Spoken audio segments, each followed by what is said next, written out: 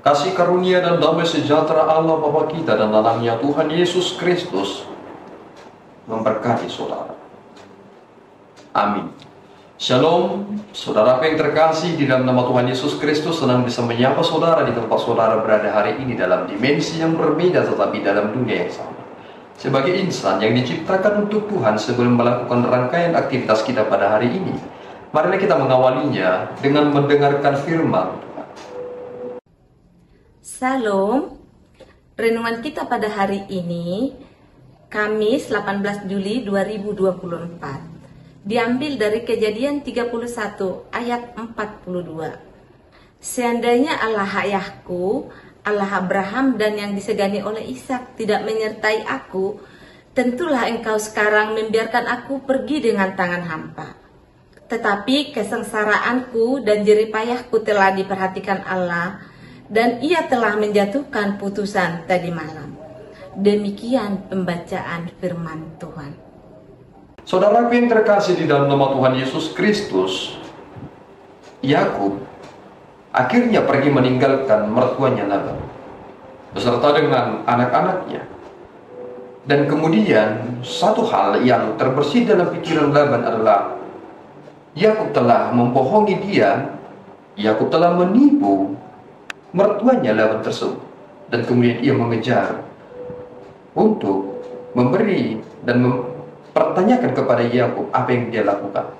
Tetapi nas yang kita dengarkan hari ini menunjukkan bahwasanya ada satu hal yang telah dikerjakan oleh Allah terlebih dahulu kepada Laban sebelum ia bertemu dengan Yakub. Hal itu mengatakan bahwasanya Allah berkata kepada Laban, meskipun itu dalam mimpi, jangan engkau sembarangan mengatakan sesuatu kepada Yakub. Dan itulah yang dikatakan oleh Allah. Apa yang melatar belakangi Laban sampai ingin mengejarnya? Ternyata ada satu hal yang menurut dia telah dibawa oleh Yakub beserta dengan anak-anaknya, yakni ilah-ilah yang disembah oleh Laban. Dalam hal ini disebut sebagai terafim. Tetapi ternyata Yakub tidak pernah mengambil itu. Ternyata Rahel lah yang menyembunyikan terafim itu, dan Yakub tidak tahu Rahel yang ambil milik dari mertuanya tersebut. Hal yang lebih serius yang kita perhatikan dari hal ini adalah konsep tentang berkat dari Allah. Jika bukan karena Allah, engkau akan membiarkan aku pergi dengan tangan hampa. Tetapi kesengsaraanku dan jeripayahku telah diperhatikan Allah, dan ia telah menjatuhkan putusan tadi malam. Ini menjadi pengertian yang sangat penting, bahwasanya Allah itu benar-benar memperhatikan kita. Tetapi kita terkadang tidak menyadari bagaimana Tuhan memperhatikan kita. Yakub benar-benar Tuhan perhatikan. Itu mengapa dia pergi bukan dengan tangan hampa. Apa yang dikerjakannya benar-benar berhasil. Ia tidak pernah menipu Laban. Seluruh yang diberikan kepada dia, ia pertanggungjawabkan. Ketika ada ternak milik dari Laban itu diterkam oleh serigala, ia mengganti rugi apa yang diterkam tersebut. Seluruhnya ia pertanggungjawabkan dengan baik, dan ia menjadi orang yang terberkati. Dia ditambahkan kelimpahan harta dalam tanggung jawab yang ia kerjakan.